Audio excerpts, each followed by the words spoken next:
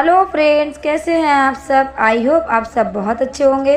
आप सभी का स्वागत है आपके अपने चैनल पर। और फ्रेंड्स, आज मैं फिर एक नई जानकारी के साथ आई हूँ। तो चलिए आज ज़्यादा बात नहीं करते हैं, वीडियो में आगे बढ़ते हैं। और जो न्यू फ्रेंड्स हैं मेरे चैनल पर तो प्लीज़ चैनल को सब्सक्राइब करें ताकि आने वाले वीडियो की नोटिफिकेशन मिले। सिर्फ इतना ही कहूँगी। तो आगे, भक्ति से क्या प्राप्त होता है। हमारे सभी सत्ग्रंथों में लिखा है कि प्राणी अपने भक्ति तथा पुण्यों के बल से स्वर्ग महास्वर्ग में जाता है। वहाँ इसे सर्व सुख प्राप्त होता है। और यदि शास्त्र अनुसार भक्ति करना है तो उसे मोक्ष, मृत्यु उपरांत पुनः जन्म न होना की प्राप्ति होती है। मनुष्य जीवन प्राप्त प्राणी यदि भक्ति नहीं करता है तो मृत्यु के उपरांत पशु पक्षी आदि की योनि प्राप्त करता है। जीव का शरीर एक वस्त्र माना जाता है। गीता अध्याय 2 श्लोक 22 में कहा गया है कि जैसे मनुष्य पुराने वस्त्रों को त्याग कर दूसरे नए वस्त्र ग्रहण करता है, वैसे ही जीवात्मा पुराने शरीर को त्याग कर अन्य नए शरीरों, कुत्ता, गधा, सुअर आदि को प्राप्त करती है। परमात्मा के नाम जाप बिना एक स्त्री अगले जन्म में कुतिया का जीवन प्राप्त करती है।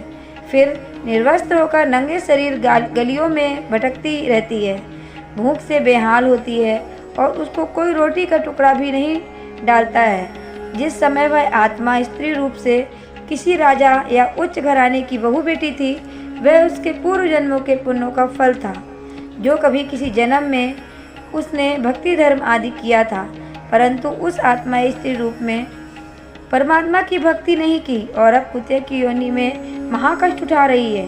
कबीर साहब ने कहा है, अच्छे दिन पाछे गए, गुरु से किया न हेत, अब पछताव क्या करें चिड़िया। कबीर कहते हैं, हरि नाम के बिना नारी कुतिया हुए, गली गली भौकत फिरे, टुक न डाले कोई। शास्त्रों अनुसार भक्ति करने से ही लाभ है।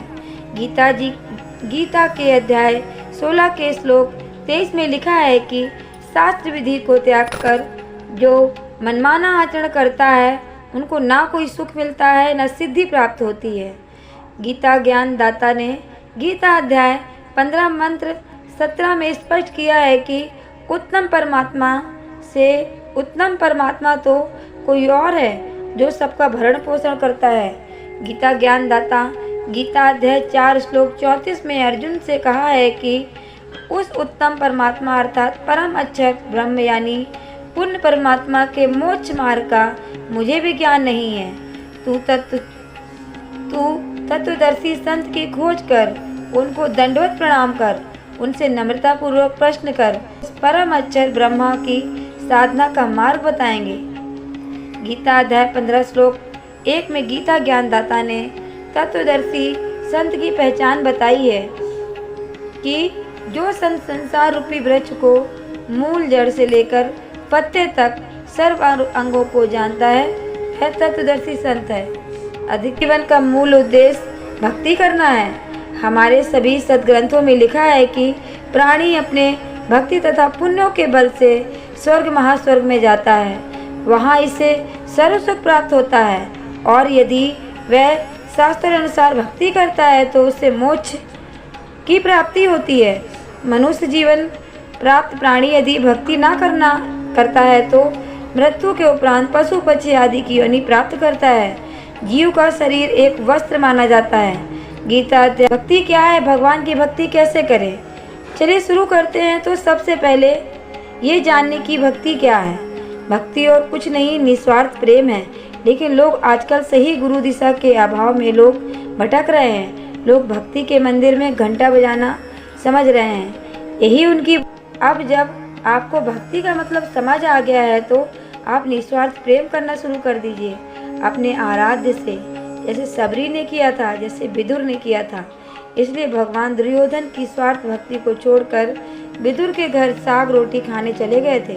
प्रेम करना है तो प्रहलाद की तरह करो, जिसे भगवान देना चाहते हैं तो, लेकिन प्रहलाद कुछ लेना ही नहीं चाहते हैं। और जब कोई लेना ही नहीं चाहता है तो देने वाला त्रिभुवनपति तो उससे हार जाता है और उसका कायल हो जाता है कि इसने तो मुझे भी हरा दिया, मंदिर के बाहर भिखारी संसारिक वस्तु की भीख मांगते हैं और मंदिर के अंदर सेठ लोग भीख मांगते हैं, तो दोनों ही भिखारी ना।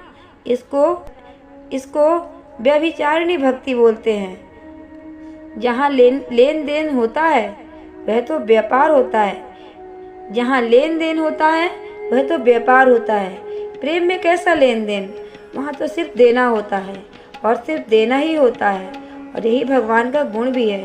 भगवान देखते हैं कि भक्त के गुण तो मुझसे मिलते हैं तो वो खुद ही दौड़े दौड़े आ जाते हैं। आपको उन्हें ढूंढने की ज़रूरत नहीं है।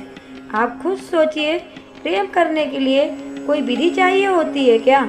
जिस भक्ति में सिर्फ बुद्धि होती है वह सिर्फ क्रिया होती है, और जहाँ प्रेम से पूजा की जाती है, अपना मन लगा होता है, वहाँ कैसी विधि? गुरु नानक देव जी कहते थे, जिन प्रेम कियो तिन प्रभु पायो। कबीर दास ने तो प्रेम के दोहों की लड़ी लगा दी थी। आग आँच सहना सुगम, सुगम खड़क की धार, ने निवाहन एक रास, महाकठिन व्यवहार। अग्नि का ताप और तलवार की धार सहना आसान है, किंतु प्रेम का निरंतर समान रूप से निर्वाह अत्यंत कठिन कार्य है। तो फ्रेंड्स, ऐसे बहुत सारे दोहे कबीर के और बहुत सारे महाज्ञानियों के हैं जिसमें प्रेम और भक्ति का रस भरा पड़ा है। अगर मैं आपको इसमें बहुत सारे दोहे दिए हुए हैं जो मैं आपको गूगल के द्वारा ये जानकारी दे रही हूँ, बट अगर ये पूरा आपके साथ शेयर करूँगी तो बहुत बड़ा वीडियो हो जाएगा, इसलिए बस कुछ उदाहरण ही दिए हैं। तो भक्ति क्या है ये तो अब तक समझ ही चुके होंगे हम लोग। तो और ये वीडियो कैसा लगा है तो प्लीज़ कमेंट करके ज़रूर बताइएगा। हम आपको ऐसी ही किसी अच्छी सी जानकारी के साथ मिलेंगे किसी नेक्स्ट वीडियो पर। बाय फ्रेंड्स, टेक केयर, अपना ध्यान रखिए, गर्मी बहुत है। तो मिलते हैं किसी नेक्स्ट वीडियो में। राधे राधे।